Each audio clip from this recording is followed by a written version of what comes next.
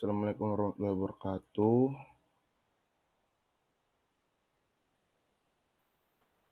Perkenalkan saya Hanif Trimulya, NIM 04181043. Di sini saya akan menjelaskan dari proposal tugas akhir saya yang juga dipakai di dalam UAS mata kuliah metodologi penelitian. Yaitu dengan judul seperti yang bisa kita lihat di layar, yaitu analisis efisiensi variasi sudut optimal reflektor sisi timur dan barat fotovoltaik PV pada pembangkit listrik tenaga surya, dengan dosen pembimbing utama yaitu Pak Vicky Andria Kusuma dan dosen pembimbing pendamping yaitu Bu Risti Jayanti.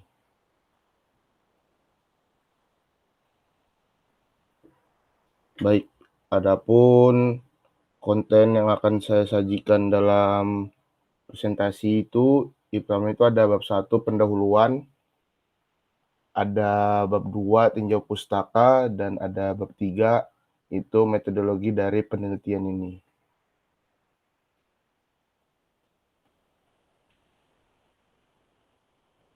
Di sini ada latar belakang di mana seperti yang bisa kita lihat, kebutuhan terhadap energi listrik itu dari waktu ke waktu kan semakin meningkat, dan seiring dengan peningkatan kebutuhan manusia dalam menjalankan kegiatan sehari-hari, penggunaan energi ini masih mengandalkan bahan bakar minyak atau bahan bakar fosil seperti itu. Maka dari itu, perlu adanya suatu energi alternatif untuk mengatasi ketergantungan tersebut. Salah satu energi alternatif yang tersedia di dunia yaitu adalah energi matahari. Nah, energi matahari ini merupakan energi yang sangat melimpah kan, khususnya itu di Indonesia sebagai negara yang memiliki iklim tropis juga. Setelah itu, maka dari itu salah satu pemanfaatan dari energi matahari ini adalah digunakan sebagai sumber energi dari panel surya. Dan panel surya juga sudah banyak digunakan sebagai sumber energi alternatif juga di seluruh dunia atau di Indonesia juga. Nah, hal ini seiring dengan meningkatnya penyediaan sel surya untuk berbagai kebutuhan juga, ada beberapa hal yang mempengaruhi unjuk kerja atau kinerja dari panel surya tersebut. Nah, di antaranya itu panel surya itu sangat bergantung dia kepada kondisi cuaca dan intensitas cahaya matahari yang diterima oleh modul. Nah, oleh karena itu diperlukan upaya peningkatan efisiensi terhadap modul surya. Salah satu caranya yaitu penambahan reflektor pada modul surya dapat menjadi solusi untuk peningkatan efisiensi pada PV juga tersebut. Dan penelitian lanjutan tentang reflektor atau PLTS ini perlu dilakukan untuk mengetahui pengaruh jenis material misalkan yang digunakan dan posisi sudut reflektor dalam peningkatan efisiensi PLTS. Sehingga saya dalam tugas akhir ini melakukan penelitian mengenai variasi sudut yang optimal untuk reflektor PLTS demi mengetahui analisis perbandingan dayanya.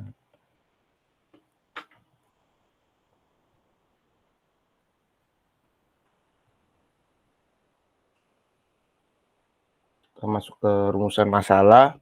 Adapun rumusan masalah dalam penelitian saya yaitu atau dalam tugas akhir saya itu yang pertama, bagaimana cara merancang dan membangun pembangkit listrik tenaga surya menggunakan reflektor.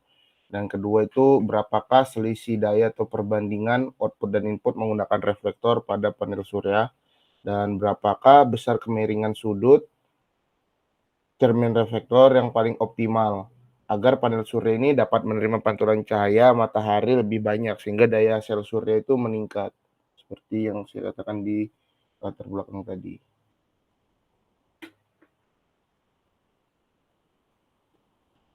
Di sini ada tujuan penelitian. Yang pertama itu mengetahui cara merancang dan membangun pembangkit listrik tenaga surya menggunakan reflektor. Yang kedua itu mengetahui selisih daya output dan input menggunakan reflektor pada panel surya.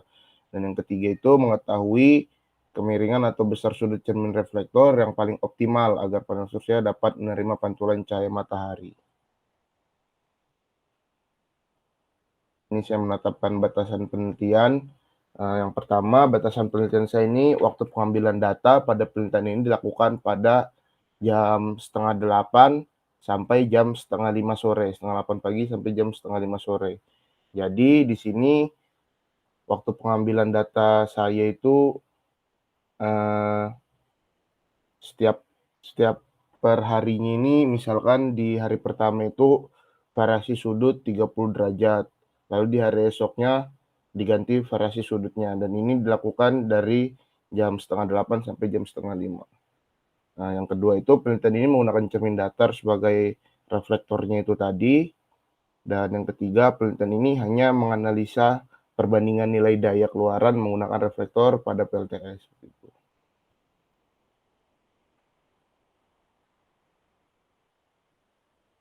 Dari penelitian saya ini ada pun tinjau pustaka atau dasar teori yang saya gunakan untuk penelitian ini. Jadi yang pertama itu ada energi matahari di sini. Energi matahari itu merupakan sumber energi utama untuk proses-proses yang terjadi di bumi. Nah, karena itu energi matahari itu sangat membantu berbagai proses fisis dan biologis di bumi. Nah, radiasinya itu adalah suatu proses perlambatan energi panas dalam bentuk gelombang elektromagnetik yang tanpa memerlukan zat perantara. Jadi dari matahari bisa langsung ke objek yang ada di permukaan bumi.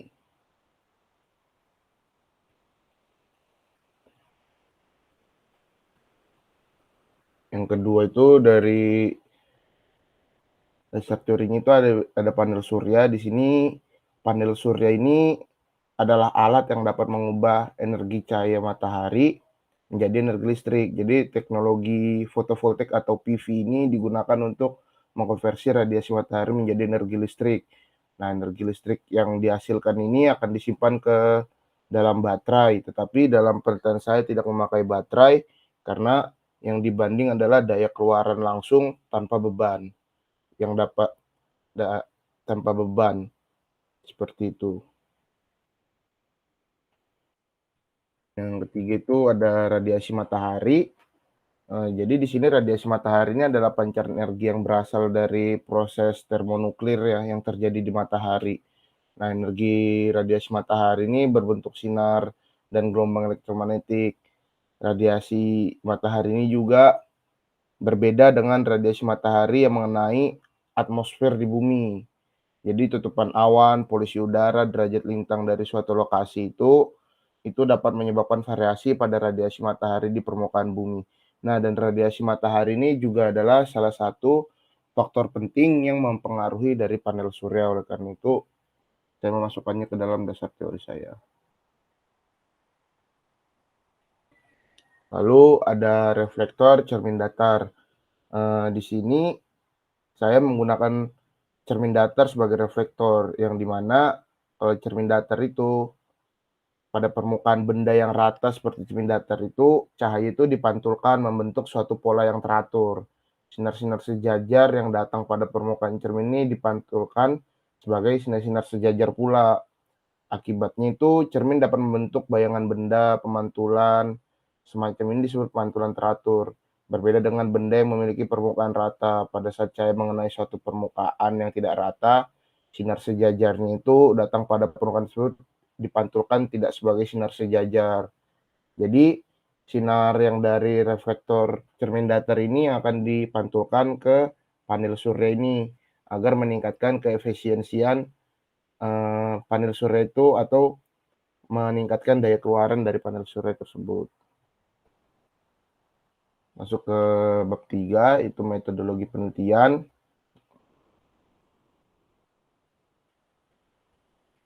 Di metodologi penelitian ini bisa kita lihat seperti flowchart di atas ini, pada penelitian itu dibutuhkan analisis itu pertama identifikasi masalah. Nah, terdapat suatu permasalahan yaitu seperti yang kita tahu tadi di dalam latar belakang itu kebutuhan energi listrik ini dari waktu ke waktu itu semakin meningkat seiring dengan peningkatannya kebutuhan manusia. Dan dalam penggunaan energi masih mengandalkan bahan bakar minyak. Nah, kita salah satu energi alternatif itu yaitu energi matahari yang digunakan untuk panel surya. Dan panel surya tersendiri perlu dilakukan lebih banyak kajian atau penelitian lanjutan. Oleh karena itu, dilakukan peningkatan keefisiensian PLTS itu di berbagai bentuk, seperti pemanfaatan reflektor itu, dan maka pada penelitian ini akan dilakukan itu analisis efisiensi variasi sudut optimal reflektor sisi timur dan barat fotovoltaik pada pembangkit listrik tenaga surya. Setelah identifikasi masalah, yang dilakukan itu studi literatur, di mana dilakukan studi literatur ini dengan berbagai jurnal dan penelitian dan buku-buku yang relevan terhadap penelitian ini. Dan ini adalah untuk menunjang pengetahuan penulis atau saya selaku yang menulis laporan dan penelitian ini akan teori-teori dasar yang akan membantu dalam proses penulisan proposal tugas akhir ini. Dan setelah dilakukan studi literatur, maka dilakukan itu perancangan alat, itu dengan memvariasikan sudut sisi timur dan barat dari fotovoltaik. Setelah itu menghubungkannya dengan sistem PLTS tersebut. Di sini itu yang digunakan reflektornya itu reflektor cermin data seperti itu. Setelah dilakukan perancangan alat, maka dapat diketahui data dari perancangan alat tersebut juga. Lalu setelah itu ada itu pengolahan data. Di sini pengolahan data sudah termasuk dalam pengambilan data juga. Dan juga pengolahan data ini dilakukan untuk mendukung dalam kegiatan penelitian tugas akhir. Dan data-data yang perlu dikumpulkan itu durasi penyinaran matahari dalam sehari terhadap PLTS dengan reflektor, dan daya keluaran juga terhadap PLTS dengan reflektor. Dan data-data tersebut itu kemudian digunakan sebagai acuan untuk melakukan analisis dan pembahasan nanti. Dan setelah dilakukan analisis itu, setelah dilakukan pengolahan data, maka dilakukan analisis data dan pembahasan dari daya keluaran ini juga menggunakan reflektor. Lalu setelah menganalisis data yang didapat, masuk ke bagian kesimpulan, yaitu menarik kesimpulan dari perbandingan dan hasil data tersebut, lalu selesai.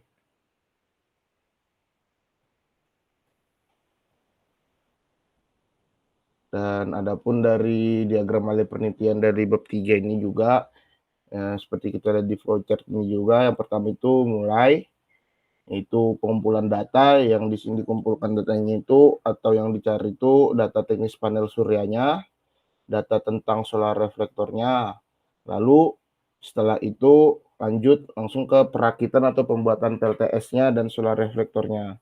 Setelah itu pengecekan apakah rangkaian atau PLTS-nya itu sudah bekerja atau tidak.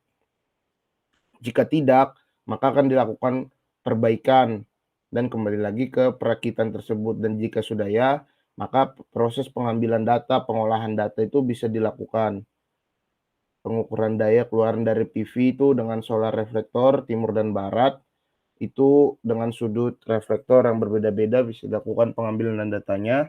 Lalu setelah pengambilan data itu, kita dapat menganalisis perbandingan hasil daya keluaran PV dengan solar reflektor timur dan barat dan sudut reflektor yang berbeda-beda.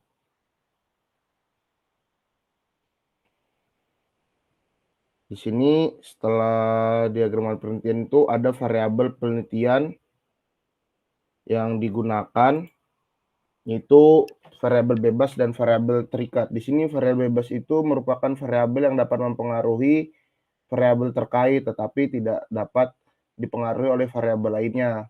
Nah, di sini variabel bebasnya itu ada saya tunjukkan dalam tabel 3.1. Yang pertama itu iradiasi matahari, yang dimana satuannya kilowatt hour per meter kuadrat, dan variasi sudut reflektor itu derajat.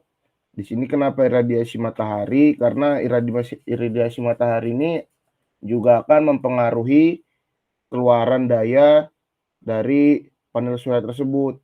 Jika, cuaca terik, cerah, atau cuaca mendung seperti itu. Sedangkan variasi sudut reflektor ini adalah yang menentukan peningkatan dari efisiensi modul surya tadi tuh, dari panel surya tersebut. Nah, dan ada juga di sini variabel terikat, di mana itu merupakan yang adalah variabel yang dapat dipengaruhi oleh variabel bebas. Di sini untuk variabel terikat ini bisa kita lihat di tabel 3.2, yaitu keluaran dari panel surya yaitu daya dengan satuan watt.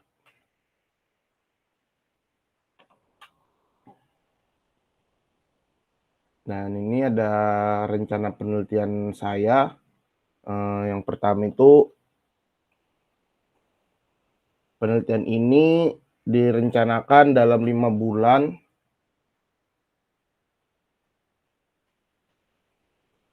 Selama 5 bulan tuh yang akan dimulai pada bulan Februari sampai Juni 2022 dengan rinciannya ini di tabel ini. Yang pertama itu minggu 1 dan 2 pada bulan pertama itu identifikasi masalah, lalu studi literatur sampai bulan kelima. Perancangan alat itu ini saya buat jaga-jaga melebihkan 1 bulan juga. Jadinya perancangan alat ini jika cepat bisa menjadi sebulan, dan pengolahan data atau sekaligus pengambilan data itu ada 1 bulan.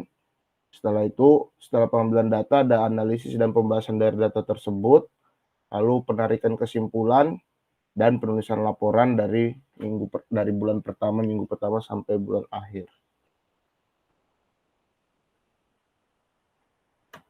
Baik, mungkin itu saja yang bisa saya presentasikan dari progres laporan tugas akhir saya. Kurang lebih bila ada salah-salah kata, terima kasih. Wassalamualaikum warahmatullahi wabarakatuh.